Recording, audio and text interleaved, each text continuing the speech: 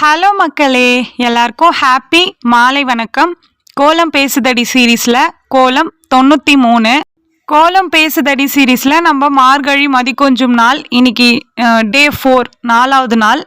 இதில் படி கோலம் கேட்டிருந்தாங்க. நான் போன வீடியோலேயே சொல்லியிருந்தேன்னா அதில் 2 கோலம் போட்டு வச்சுருக்கேன். நாளைக்கு போடுறது கலரு அதேமாரி பெரிய கோலமாக வரும், நல்லாவும் இருக்கும். இது சிம்பிளாக குட்டி கோலம். நார்மலாக ஒரு பாக்ஸ் மாதிரி போட்டுட்டு அதுக்குள்ளே அந்த கோடு போடுறது நான் கணக்காக வச்சுருக்கேன். உங்களுக்கு வேணும்னா நீங்கள் பெருசாக போட்டுட்டு கோடு கூட நிறைய போட்டுக்கோங்க. 4 கோடு போட்டிருக்கேன்.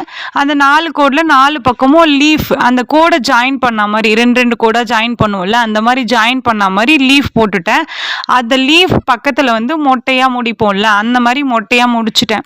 அதுக்குள்ளே குட்டி குட்டியாக கோடு போட்டு பாக்ஸ் மாதிரி போட்டுட்டேன்.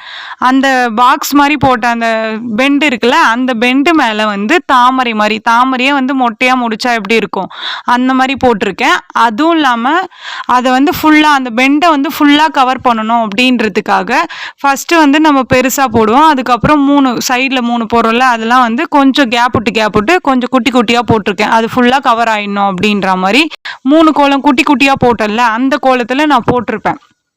அதே மாடல் தான் இங்கே போட்டிருக்கேன். அதுக்குள்ளே சிம்பிளான டிசைன் போட்டுட்டேன்.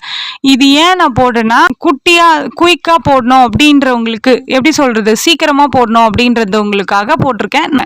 மேலே ஏன் அந்த லீஃபை மொட்டையாக விடணுன்ட்டு ஒரு ரவுண்டு போட்டு அதுக்குள்ளே ஒரு டாட் மாதிரி வச்சு எம் ஷேப்பில் போடுவோம்ல கேஷுவலாக, அந்த மாதிரி போட்டுட்டு இந்த கோலத்தை ஃபினிஷ் பண்ணிட்டேன்.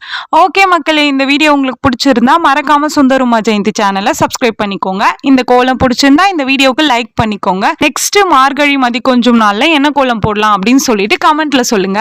பாய் பாய்.